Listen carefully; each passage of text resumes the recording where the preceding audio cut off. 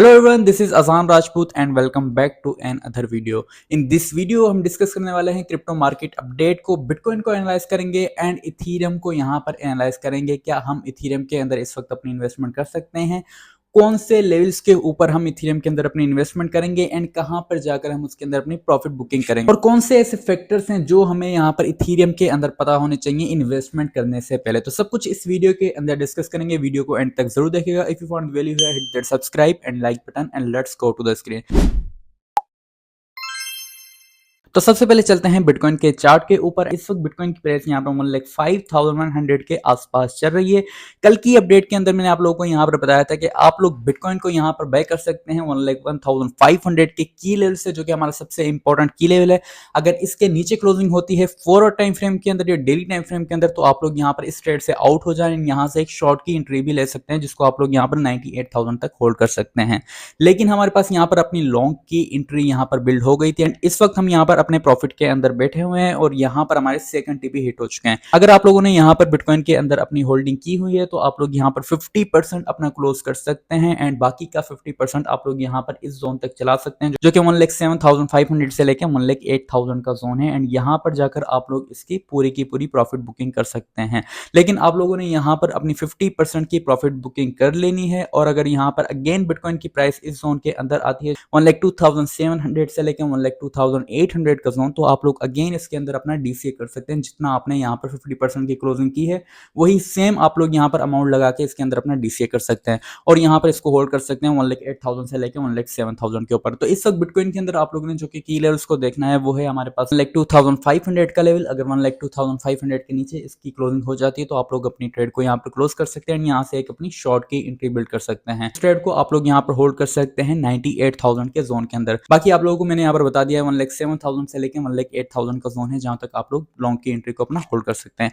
अब हम यहाँ पर डिस्कस करते हैं इथीरियम को। इथीरियम के अंदर भी हमने यहाँ पर कल के दिन के अंदर अपनी एंट्री बनाई हुई है, लेकिन आज के दिन हम इथीरियम को और ज्यादा एनालाइज करेंगे और देखेंगे क्या हम इसके अंदर अपनी एंट्री को और ज्यादा होल्ड कर सकते हैं और यहाँ पर हम लॉन्ग टर्म के लिए इथीरियम के अंदर कौन से लेवल्स के ऊपर अपनी एंट्री बना सकते हैं और कहां पर जाकर इसके अंदर अपनी प्रॉफिट बुकिंग कर सकते हैं। अगर आप लोग इथीरियम के अंदर अपनी इन्वेस्टमेंट करना चाहते हैं तो आप लोगों को 3 फैक्टर्स जानना सबसे इंपॉर्टेंट है, जो कि इथीरियम के अंदर इस वक्त होने वाले हैं, जिससे इथीरियम को यहाँ पर सबसे ज्यादा इंपैक्ट पड़ेगा एंड उनसे इसको यहाँ पर सपोर्ट भी मिलेगी। सबसे पहले हम इसकी प्राइजेक्शन को समझ लेते हैं। अगर आप लोगों ने यहाँ पर कल के दिन मेरे कहने के ऊपर इसके अंदर अपनी एंट्री बनाई होगी, मैंने आप लोगों को कहा था कि इस जोन के अंदर आप लोग अपनी एंट्री बना सकते हैं। तो इथीरियम को बाय करवाया था 3,090 के लेवल के ऊपर एंड मैंने भी यहाँ पर अपनी एंट्री बनाई थी।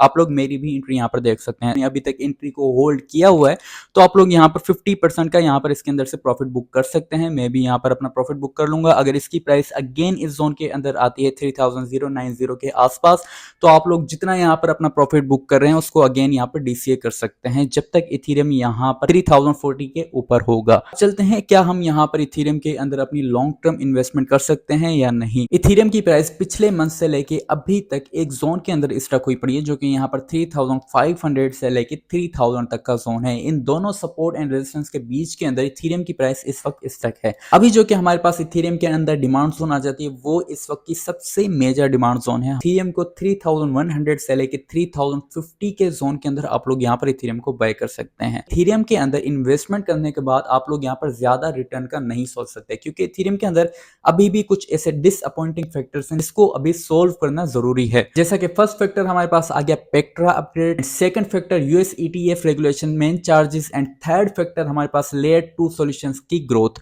अब ये 3 फैक्टर्स ऐसे इथीरियम के ऊपर सबसे बड़ा इंपैक्ट लेकर आ सकते हैं। इथीरियम का अपकमिंग पेक्ट्रा अपग्रेड जो कि यहाँ पर 2025 के फर्स्ट क्वार्टर में होगा, जिसकी कुछ इंप्रूवमेंट्स के बाद अगर ये सक्सेसफुल होता है तो ये इथीरियम की स्केलेबिलिटी एंड इंटरऑपरेबिलिटी को यहाँ पर इनहेंस कर सकता है। And US ETF regulation main changes, जैसे कि यूएस के अंदर अभी तक स्पॉट ईटीएफ इथीरियम की अप्रूवल नहीं मिली। अगर ये अप्रूवल मिल जाती है तो इथीरियम के अंदर इंस्टीट्यूशनल डिमांड भी बढ़ जाएगी, जिससे इथीरियम को काफी अच्छी सपोर्ट मिल सकती है एंड इथीरियम के अंदर काफी ज्यादा हाइप क्रिएट हो सकती है। अभी तक इथीरियम के अंदर इंस्टीट्यूशनल डिमांड ज्यादा नहीं है एंड यहाँ पर काफी कम फ्लो आ रहा है इथीरियम के अंदर इंस्टीट्यूशंस का।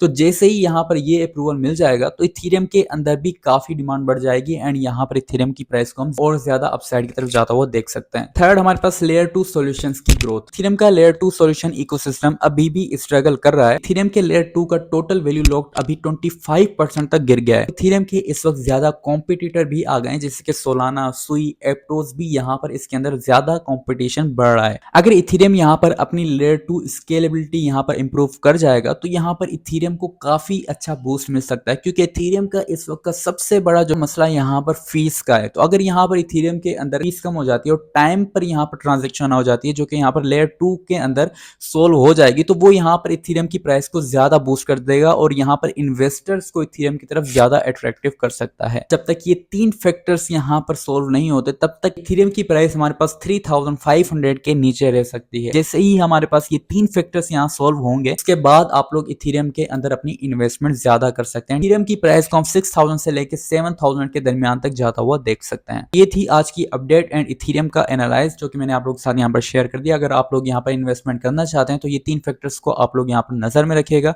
उसके बाद आप लोग यहाँ पर अपनी इन्वेस्टमेंट करेगा। मिलते हैं नेक्स्ट वीडियो के अंदर। अल्लाह हाफिज।